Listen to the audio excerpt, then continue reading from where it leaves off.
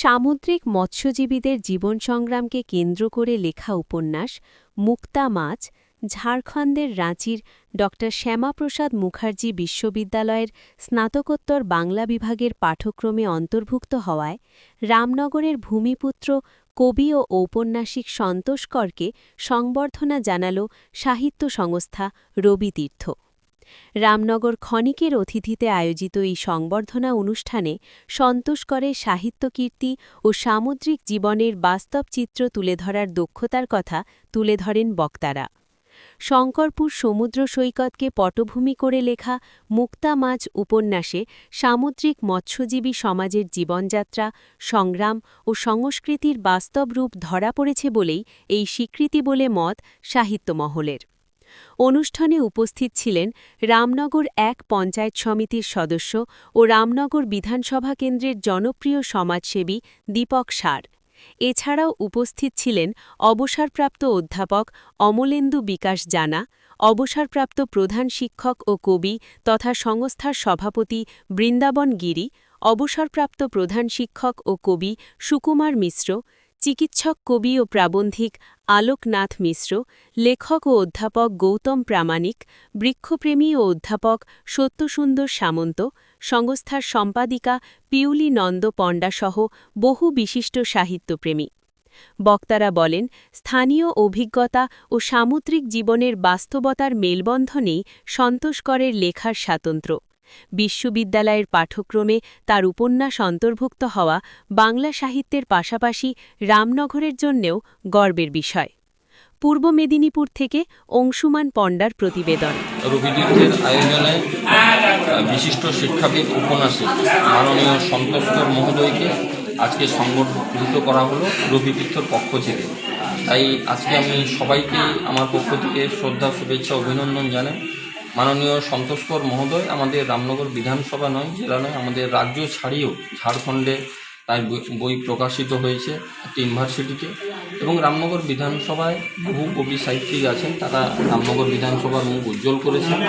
এবং আজকের এই সংবর্ধিত অনুষ্ঠানে যিনি সভাপতিত্ব করলেন মাননীয় অমলেন্দু বিকাশ জানা মহোদয় এবং সংস্থার সম্পাদিকা মাননীয় পিউলি নন্দ পণ্ডা মহোদয় এবং সদস্যা এবং বহু কবি সাহিত্যিকগণ এখানে উপস্থিত ছিলেন, তাদেরকেও ধন্যবাদ, কৃতজ্ঞতা জানাই। আগামী দিনে এই ধরনের অনুষ্ঠান আমাদের খুবই প্রয়োজনীয়তা রয়েছে। যুব সমাজের দিকে লক্ষ্য রেখে আজকের যে বাড়ির ছোট ছোট শিশুরা তারা অনেক কিছুই জানতে পারে, কারণ আপনারা জানেন যে 1757 থেকে 1947 যে ব্রিটিশ সাম্রাজ্যবাদ চলছিল, তখন বহু বিপ্লবী তারা স্বাধীনতা আন্দোলনে এগিয়ে এসেছিলেন, এবং তার সাথে সাথে আমাদের এই বাংলার কবি সাহিত্যিকগণ তাদের এবং মনীষীগণের লেখনীর মাধ্যমে বাংলার মনুষ্য জাতিকে তারা উদ্বুদ্ধ করেছিলেন, যাতে আমাদের এই বাংলার মানুষ যাতে আরও ঐক্যবদ্ধ হয়ে আমরা এই ব্রিটিশ সাম্রাজ্যকে তাদেরকে আমরা এই বাংলা থেকে নয়, শুধু আমরা ভারতবর্ষ থেকে তাদেরকে যাতে আমরা উৎখাত করতে পারি, এবং ভারত যাতে পুনরায় স্বাধীনতা আন্দোলনের মধ্য দিয়ে ভারত যাতে স্বাধীন হয়। তাই আমরা চাইব আগামী দিনেও যাতে যুব সমাজ আরও বেশি করে এই কবি সাহিত্যিকদের যে সম্মেলন হয় বা তাদের যে অনুষ্ঠান হয় তাদেরকে আরও বেশি করে যাতে আমরা এখানে আনাতে পারি এবং তাদেরকে উদ্বুদ্ধ করতে পারি, কারণ মোবাইলেই তারা অবসর সময়টা কাটান। তাদেরকে আমরা চাইব যে মূল স্রোতে তারা যাতে ফিরে আসে। দাদা, আপনি বক্তব্যে বলছিলেন বর্তমান যুব সমাজ লেখালেখি করছে না, সাহিত্য চর্চা করছে না, সেই বক্তব্যে তুলে ধরছিলেন।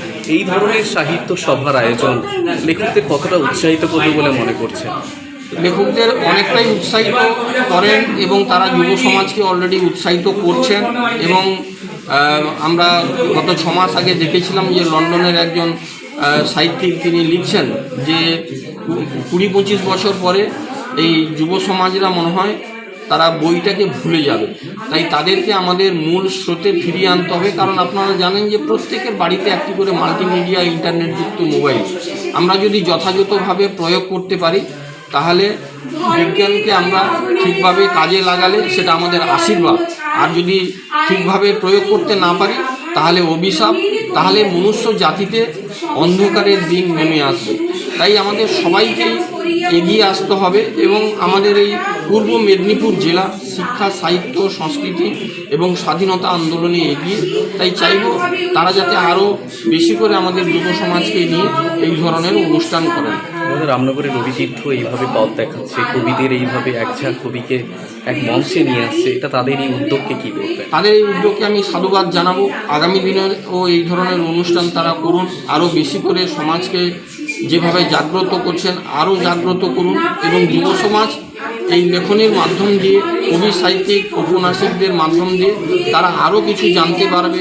ইতিহাসকে যদি আমরা দেখি বা ইতিহাস সম্বন্ধে যদি আমরা জানতে পারি, তাহলে আমরা আরও অনেকটা বুঝতে পারবো, এবং আজকের নতুন সমাজ, যুব সমাজ, নতুন প্রজন্ম তারা আরও অনেকটা এগিয়ে যেতে পারবে। থ্যাংক ইউ দাদা।